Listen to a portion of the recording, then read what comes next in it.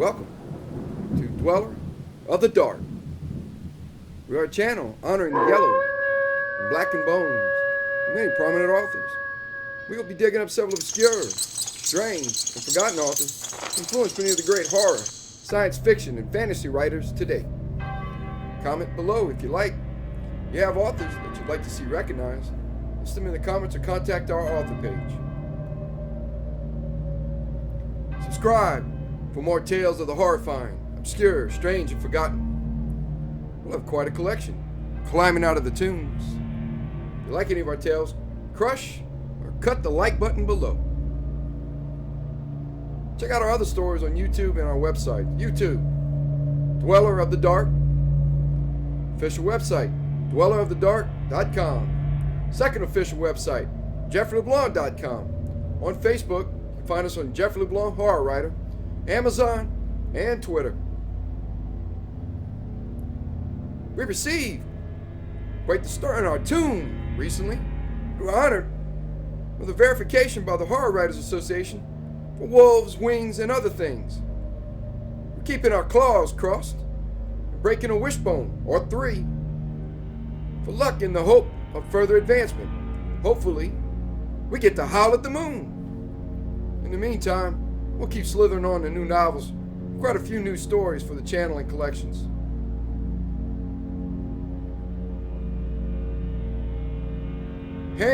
Christian Andersen was an author and prolific writer of plays, travelogues, novels, and poems. Andersen gained immortality, though, for his fairy tales. While considered a children's author, Andersen's stories express themes that transcend age and nationality. They claw into the dark heart of humanity and shine a light and lesson on malevolent deeds. Andersen's fairy tales include more than 3,381 works.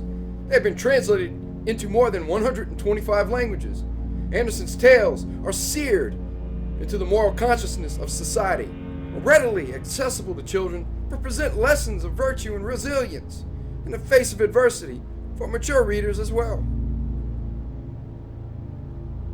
Andersen's most famous fairy tales include The Emperor's New Clothes, The Little Mermaid, The Nightingale, The Steadfast Tin Soldier, The Red Shoes, The Princess and the Pea, The Snow Queen, The Ugly Duckling, Thumbelina, and tonight's haunting tale, The Little Match Girl.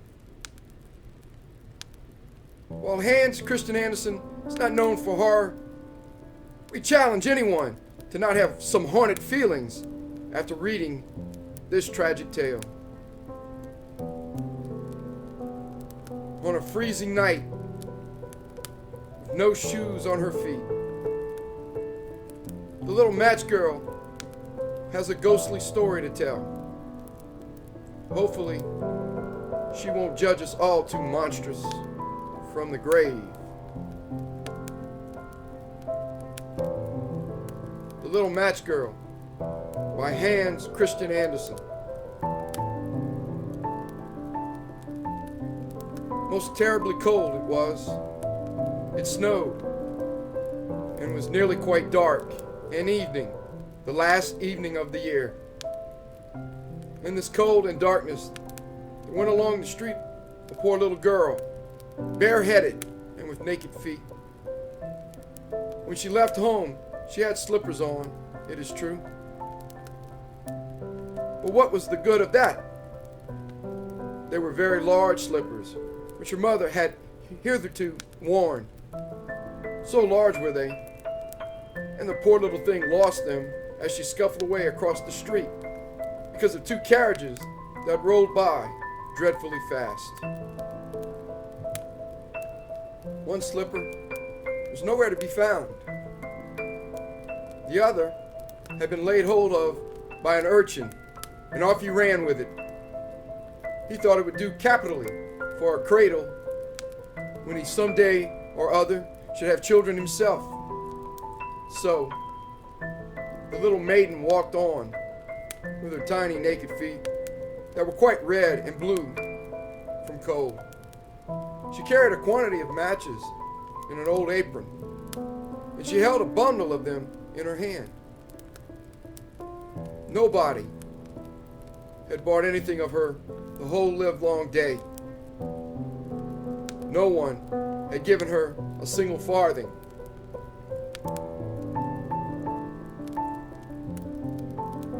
She crept along trembling with cold and hunger. Very picture of sorrow, the poor little thing.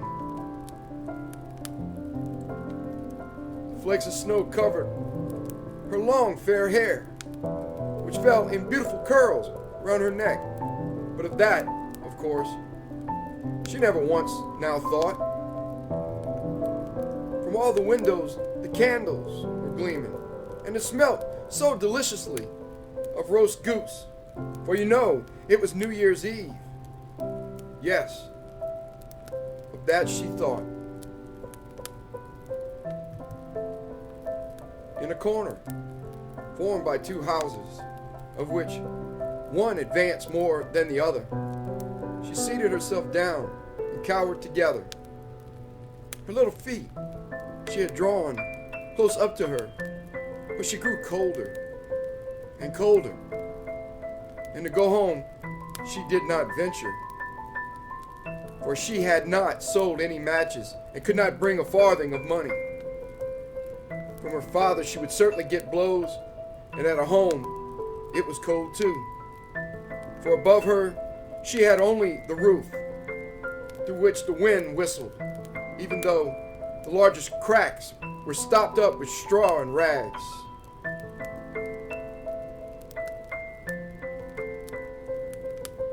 Her little hands were almost numbed with cold.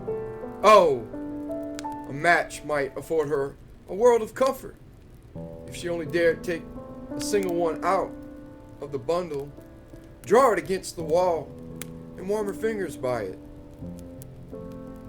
She drew one out. Whoosh! How it blazed, how it burnt! It was a warm, bright flame, like a candle, as she held her hands over it. It was a wonderful light. It seemed really to the little maiden as though she was sitting before a large iron stove, with burnished brass feet and a brass ornament at top. The fire burned with such blessed influence.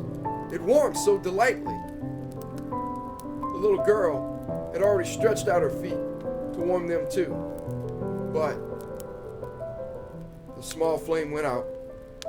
The stove vanished. She had only the remains of the burnt-out match in her hand. She rubbed another against the wall. It burned brightly. And where the light fell on the wall, there the wall became transparent, like a veil, so that she could see into the room. On the table was spread a snow-white tablecloth. Upon it was a splendid porcelain service, and the roast goose was steaming famously with its stuffing of apple and dried plums. And what was still more capital to behold was the goose hopped down from the dish, reeled about on the floor with knife and fork in its breast, till it came up to the poor little girl, when the match went out and nothing but the thick, cold, damp wall was left behind. She lighted another match. Now there she was sitting under the most magnificent Christmas tree. It was still larger and more decorated than the one which she had seen through the glass door in the rich merchant's house. Thousands of lights were burning on the green branches, and gaily colored pictures, such as she had seen in the shop windows, looked down upon her. The little maiden stretched out her hands towards them when the match went out. The lights of the Christmas tree rose higher and higher. She saw them now as stars in heaven. One fell down and formed a long trail of fire. "Someone is just dead," said the little girl, for her old grandmother, the only person who had loved her and who was now no more, had told her that when a star falls, a soul ascends to God.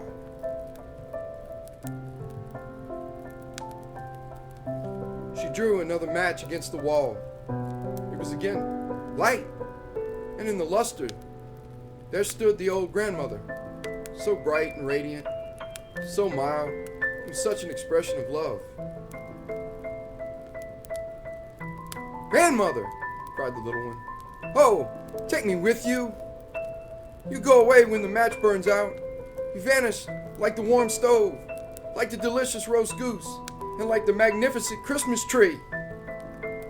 And she rubbed the whole bundle of matches quickly against the wall, for she wanted to be quite sure of keeping her grandmother near her. And the matches gave such a brilliant light that was brighter than at noonday. Never formerly had the grandmother been so beautiful and so tall. She took the little maiden on her arm, and both flew in brightness and in joy so high, so very high. And then above was neither cold, nor hunger, nor anxiety. They were with God.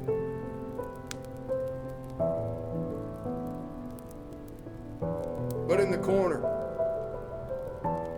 at the cold hour of dawn, sat the poor girl, with rosy cheeks and with a smiling mouth, leaning against the wall, frozen to death on the last evening of the old year.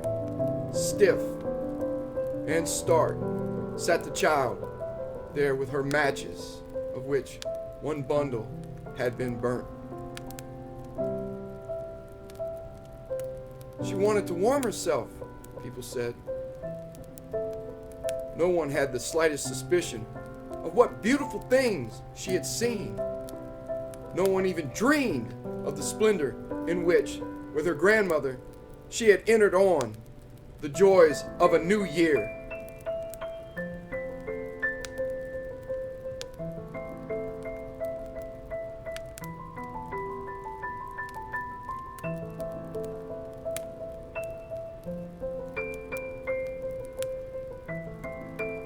Thank you for listening. Have a good night.